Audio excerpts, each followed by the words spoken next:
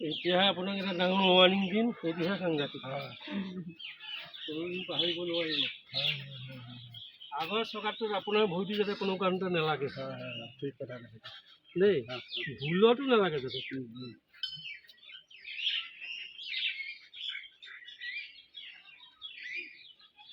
আপোনাৰ নামত সংকল্প লিখি ভৰিটো লাগিব ন? এইটো চোৱা চিতা দায়িত্ব আপোনাৰ। এইটো সজাগ কৰা দায়িত্বটো আপোনাৰ।